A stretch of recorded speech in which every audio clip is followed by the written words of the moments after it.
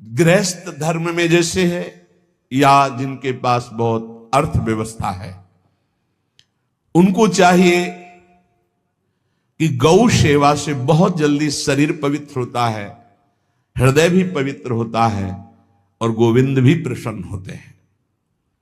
यदि गावः प्रदक्षिणीर कार्या वंदनीया ही नित्यशः मंगलायतनम दिव्याः श्रेष्ठास्त्वेता स्वयंभुवा।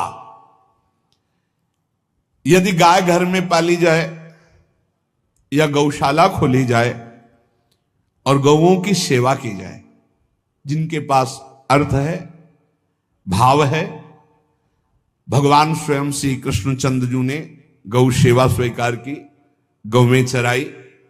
गौओं की परिक्रमा करने से, जैसे आप प्रभु के बिहारी जी के मंदिर की 4 परिक्रमा करें तो जो फल आपको मिलेगा वही गाय की 4 परिक्रमा कर लें तो आपको प्राप्त हो जाएगा। गौ की प्रदक्षिणा से, गावः प्रदक्षिणी कार्या वंदनीया ही नित्यशः, जो रोज गाय को प्रणाम करता है और गाय की प्रदक्षिणा करता है तो भगवत प्रदक्षिणा का उसे फल प्राप्त होता है। जहां गौएं विराजमान होती हैं वो बड़ा पवित्र दिव्य तीर्थ स्थल माना जाता है। गौएं जहां विराजमान रहती, गौशाला में भजन करे तो कई गुना बढ़कर के प्राप्त होता है। स्वयं ब्रह्मा जी ने गौओं को दिव्य गुणों से विभूषित बनाया है। अप्यागाराणि विप्राणाम देवतायतनानि च यद गोमयेन शुद्ध्यंतिम किम ब्रूमो हृदिकम ततः। गाय के गोबर से जहां लेपा जाता है वहां जिस देवता का आवाहन करोगे वही देवता आकर विराजमान हो जाएगा। अपवित्र भूमि में भी यदि गाय के गोबर का लेप कर दिया जाए तो परम पवित्र मानी जाती है। गाय बहुत पवित्र, जहां वो बैठती है, जहां वो मूत्र त्याग करती, गोबर त्याग करती, वो स्थान तीर्थ तुल्य पवित्र माना जाता है। भगवान जब गाय के पीछे पीछे चलते तो गोरा जोड़कर उनके मस्तक पर विराजमान होती, उनके मुखार बिंद पर विराजमान होती। बाल गोविंद के अनिष्टों को दूर करने के लिए गाय के पूंछ को उनके ऊपर ऐसे झाड़ा देती थी मैया। जब गुरु मंत्र वैदिक सिद्धांत से दिया गया था पहली बार तो पंचगव्य पिलाया गया था। गोमूत्रम गोमयम क्षीरम दधि सर्पिस्तथैव च गवाम पंच पवित्राणि पुनंत सकलम जगत। कितना भी बड़ा पापी हो, अगर पंचगव्य पिलाया जाए तो वो वैदिक मंत्रों को स्वीकार करने लायक हो जाता है, पवित्र हो जाता है। पंचगव्य में 5 चीजें गाय की होती है। गाय का मूत्र, गाय का गोबर, गाय का दूध, गाय का दही और गाय का घी, ये 5 मिलाकर पंचगव्य पिलाया गया था। पहली बार जब वैदिक मंत्र दिया गया था तो पंचगव्य बनवाया था गुरुदेव भगवान ने संन्यास, और वो पिलाया था। ये पंचगव्य पिलाने से अपवित्रता का नाश होकर पवित्रता का संचार होता है। इसलिए धन्य है उनका जीवन जो गौ सेवा परायण है भगवत भाव से। गाय में साक्षात भगवान का भाव रखकर गौ सेवा करते हैं। त्रिषिता गौर गृहे बद्धा गेहे कन्या रजस्वला देवशास्त्र सन्निर्माल्य हंति पुण्यम पुराकृतम। यदि घर में गाय बंधी है और भूखी है और प्यासी है तो तुम्हारे सारे पुण्य नष्ट हो जाएंगे। अगर घर में रजस्वला कन्या बहुत काल तक है और उसका विवाह आप नहीं कर रहे हैं तो आपके सारे सुकृत नष्ट हो जाएंगे। यदि घर में ठाकुर जी विराजमान हो, कर का पहनाया हुआ माला सुबह तुमने देख लिया तो तुम्हारे सारे पुण्य नष्ट हो जाएंगे, क्योंकि शयन कराते समय तुमने उतारा नहीं, अर्थात तुम सेवा में प्रमाद करते हो। तो देवतास्त्र सन्निर्माल्य हंति पुण्यम पुराकृतम। जैसे सुबह श्रृंगार किया तो रात्रि के शयन के समय वो हटा लेने चाहिए माले। जब हम शयन कराते हैं तो भले पुष्प शैया पे शयन कराएं पर माला नहीं धारण कराएं। श्रृंगार का माला अगर दूसरे दिन दर्शन किए क्यों पहने ठाकुर जी तो तुम्हारे सुकृत नष्ट हो जाएंगे। गाय बंदी हो घर में, प्यासी है और भूखी है, तुम्हारे सुकृत नष्ट हो जाएंगे।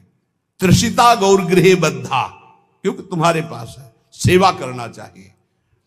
यो वै गाम प्रतिसिद्धेन्त चरंतिम च स्वतरणम नरहा तस्य पूर्वे च पितरः कंपन्ते पतनोन्मुखा।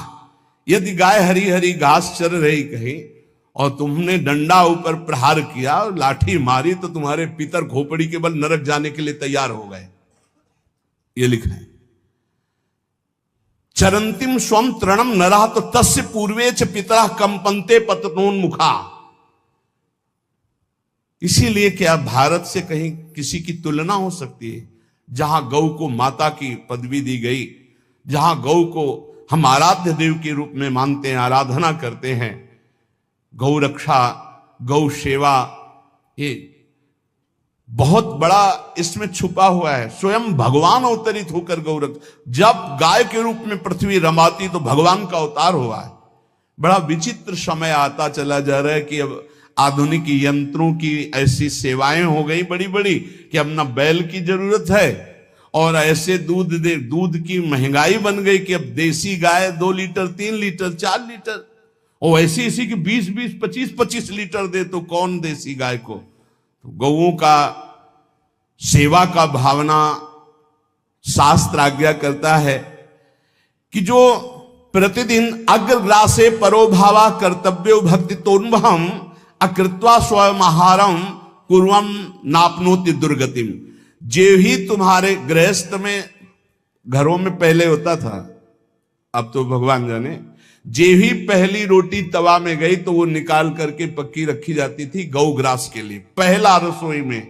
तो इसमें लिखा प्रतिदिन स्वभोजनम, पहले स्वयं भोजन न करके गाय के लिए ग्रास निकालना चाहिए। तो जिनके पास अर्थव्यवस्था जो गृहस्थ धर्म में है या जिनके पास अर्थ है, कुछ रोज 1 रुपया निकालो। हम कह रहे रोज निकालो तो महीने में 30 रुपया होते, 30 रुपया में एक गाय को हरी घास तो एक टाइम पवा ही सकते हो ना, बहुत नहीं है तो 1-1 रुपया निकाल के अगर एक गाय को चारा दोगे तो एक बार का भोजन तो हो ही सकता है। 30 रुपया में हरी घास जाकर के उसके दावा एक बार तो पवा दोगे ना। अग्रग्रासे परोभावा कर्तव्य भक्ति तोन्वहम, भक्ति पूर्वक गाय को 1 ग्रास भोजन में 1 रोटी तो निकालना चाहिए गाय के लिए, ऐसा शास्त्र आज्ञा कहता है। जो ऐसा करता है तो अकृत्वा स्वयमाहारम कुर्वन् नाप्नोति दुर्गतिम, अपने आहार से 1 रोटी निकालकर गाय को देता है और स्वयं 3 रोटी भले पाले 1 रोटी गाय को दे दी तो बोले उसकी दुर्गति नहीं होगी, अर्थात उसके अंदर भाव बढ़ता चला जाएगा वो भगवान की भक्ति में। और तेनाग्नयो हुता सम्यक पितरश्चापि तर्पिताः देवास्त पूजितास्तेन यो ददाति गवान्हिकम। जो प्रतिदिन गौग्रास निकालता है, अर्पित करता है, तो उसको अग्निहोत्र करने का फल मिलता है, उसके पितरों को तृप्ति मिलती है और समस्त देवताओं के पूजन का फल मिल जाता है जो गौग्रास निकालता है। यो वै ताड्यते यष्ट्याधेनुम मर्त्यो विमूढ़धि, जो मूर्ख मनुष्य, जैसे अब गाय दूध नहीं दे रही, मार डंडे डंडे मार रहे हैं, इंजेक्शन लगा रहे हैं, ऐसे वैसे कर रहे हैं, उसको ताड़ना दे रहे हैं, तो बोले जो मूढ़ बुद्धि मूर्ख मनुष्य, यो वै ताड्यते यष्ट्याधेनुम मर्त्यो विमूढ़धि, वो गाय को लाठी से मारता है, डंडे से मारता है, हाथों से मारता है, तो धर्मराजस्य नगरेशा याति करवर्जिताः, धर्मराज जी पहले अपने नरक में ले जा करके उसके कहते थोड़े थोड़े तिल तिल करके पहले इसके हाथ काटो, मरना है नहीं वहां, अब आराम आराम से थोड़े थोड़े पहले हाथ वर्जिताः, इन्हीं हाथों से गाय को मारा था ना, तो ऐसे थोड़ा थोड़ा काटा जाता है उसके हाथ, कर वर्जिताः, उसके दोनों हाथ काट करके थोड़े थोड़े। यो वै दंसान वार्यति तस्य पूर्वे कृतार्थ काः नृत्यंत सवादिस्मास्तरिष्यति भाग्यवान।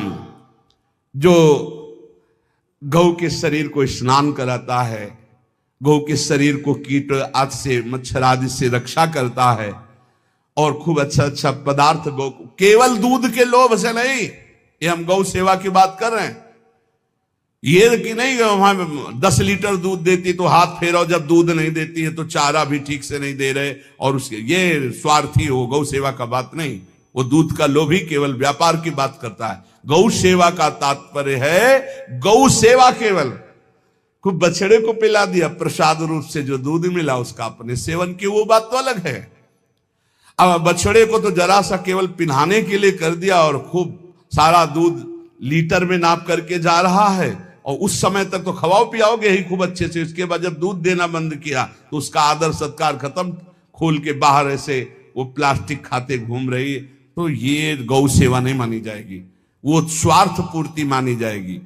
जो सदैव गौ सेवा करता है, उसके डांस मच्छर हटाता है, स्नान कराता है, पीठ में हाथ फेरता है, उसके पूर्वज जो पितर होते हैं वो नाच पड़ते हैं, उनका मंगल होना शुरू हो जाता है कि हमारे वंश में गौ सेवक पैदा हुआ, बड़ा भाग्यवान है, और वो गौ के द्वारा हमें तार देगा, ऐसा भाव। गौ सेवा हमारे सनातन धर्म में बहुत बड़ा स्थान गौ सेवा का है। पर एक बात ध्यान रखें, इन सब सेवा का फल है भगवान के चिंतन में निरंतर वृत्ति डूब जाए। हमारी एक एक वृत्ति, एक एक क्षण भगवान के चिंतन